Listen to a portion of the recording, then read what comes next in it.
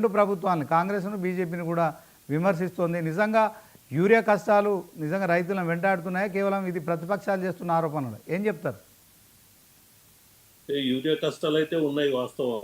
ఉమ్, urea ఎంత ఎంత urea కావాలి, ఎంత అవసరం ఉన్నదనేటువంటి దాన్ని ఉమ్, వెలగ అంచనా వేయడంలో ఈ రాష్ట్ర ప్రభుత్వం విఫలమైపోయింది.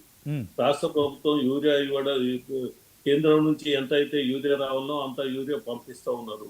వీళ్ళు దాన్ని ఇవ్వకుండా యూరియా లేదు, యూరియా ఇస్తలేరు అని చెప్పి ఒక వాదన లేపి ఎక్కడ దాన్ని బ్లాక్మెయిల్ చేస్తే రైతులు ఆందోళన వచ్చింది.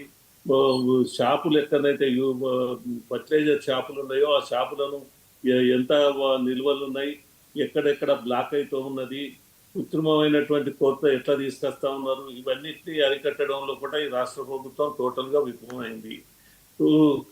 ఈ సంవత్సరం గత సంవత్సరం ఎంత యూరియా అవసరం పడ్డది, ఈ సంవత్సరం ఎంత యూరియా అవసరం పడుతుంది అనేటువంటి విషయంలో మరి తీసుకోలేదు. ఈ ప్రభుత్వంకు ఒక అంచనా రైతులకు ఎంత యూరియా అవసరం ఉన్నది అనేటువంటి విషయంలో కేంద్రానికి చెప్పి ఆ యూరియా తెప్పించడంలో టోటల్ గా ఈ రాష్ట్ర ప్రభుత్వం విఫలమైపోయింది. అంటే ఇటు బీఆర్ఎస్ కాంగ్రెస్ రెండు కూడా కేంద్రంలో ఉన్న బీజేపీ పై విమర్శలు చేస్తున్నారు. వాళ్ళు యూరియా సప్లై చేయట్లేదని కాంగ్రెస్. సో దీంట్లో మరి కేటీఆర్ కూడా మాట్లాడడం కావచ్చు, హరీష్ రావు కూడా మాట్లాడడం కావచ్చు, ఇదంతా ఎట్లా చూస్తారు? వాస్తవానికి మీరు రెగ్యులర్గా సప్లై చేసేంత రాష్ట్రానికి చేయట్లేదా, కావాలని మరి రాష్ట్రాన్ని ఇరుకున పెడుతున్నారా? సో ఇక్కడ మీ ప్రభుత్వం లేదు కనుక కాంగ్రెస్ను ఇరుకున పెట్టే కార్యక్రమం చేస్తున్నారా? వాళ్ళ ఆరోపణలకు ఏం చెప్తారు? రైతుల మీద మాకు ప్రేమ లేదు కదా, రైతులు కదా రాజకీయంగా కాంగ్రెస్ పార్టీకి ఏదన్నా కావాలంటే ఇరుకున పెడతాం, కానీ రైతులను ఇరుకున పెట్టి ఇది జాతీయ ఉత్పత్తి వరి. ఇప్పుడు మన రాష్ట్రంలో పండిస్తున్నటువంటి ప్యాడీ మొత్తం కూడా దేశానికి అవసరం ఉన్నటువంటిది, ప్రపంచానికి అవసరం ఉన్నటువంటిది. రైతు జాతీయ ఆదాయంలో రైతుల ఉత్పత్తులే ముఖ్యం. దాంట్లో రైతుల యొక్క ఉత్పత్తుల విషయంలో, రైతుల జీవితాల విషయంలో చెలగాట ఆడడం భారతీయ జనతా పార్టీకి ఇష్టం లేదు. రాజకీయంగా కావాలనుకుంటే కాంగ్రెస్ మేము రాజకీయంగా చూసుకుంటూనే ఉన్నాం, రాజకీయంగా వాళ్ళకు మేము ప్రత్యర్థులు, మాకు వాళ్ళు ప్రత్యర్థులు చూసుకుంటున్నాం. టీఆర్ఎస్ పార్టీ మాట్లాడేటి అన్ని కూడా అర్థం పర్థం లేని మాటలు. ఇక బీజేపీ పార్టీ మా మోదీ సర్కార్ ఎంతైతే యూరియా ఇవ్వాలనో అంత యూరియా ఇస్తూనే ఉన్నది, అడిగిన కొద్ది యూరియా పంపిస్తూనే ఉన్నది. దాన్ని రైతులకు అందించడంలో కూడా ఈ రాష్ట్ర ప్రభుత్వం టోటల్ గా ఫెయిల్ అయింది.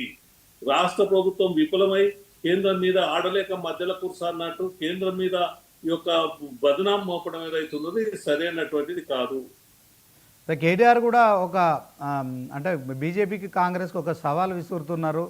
సో ఎవరైతే 2 లక్షల మెట్రిక్ టన్నుల యూరియా తెప్పిస్తారో వాళ్ళకే మేము ఉపరాష్ట్రపతి ఇష్యూలో మరి ఎన్నిక కూడా కాబోతుంది, ఇవాళ కాంగ్రెస్ నామినేషన్ కూడా వేస్తున్న సందర్భంలో వారికే మేము మద్దతు ఇస్తామని చెప్పడం ఎట్లా చూస్తారా?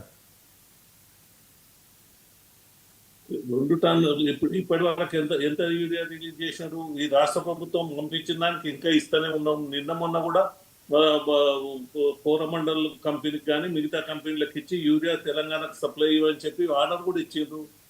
యూరియా తెప్పించుకోవడంలో కూడా రాష్ట్ర ప్రభుత్వం తెప్పించుకోవాలి కదా.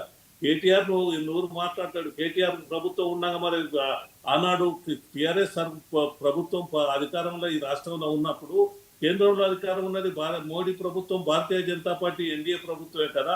ఆనాడు యూరియా సప్లై చేసిన ప్రభుత్వం ఈనాడు ఎందుకు ఈ తెలంగాణ రైతాంగానికి యూరియా సప్లై చేయది? ఇదంతా పెద్ద ఒక తమాషాలు చేస్తా ఉన్నారు తప్ప ఇంకోటి ఏమి లేదు. ఈ రాష్ట్ర ప్రభుత్వం విఫలమైపోతా ఉన్నది.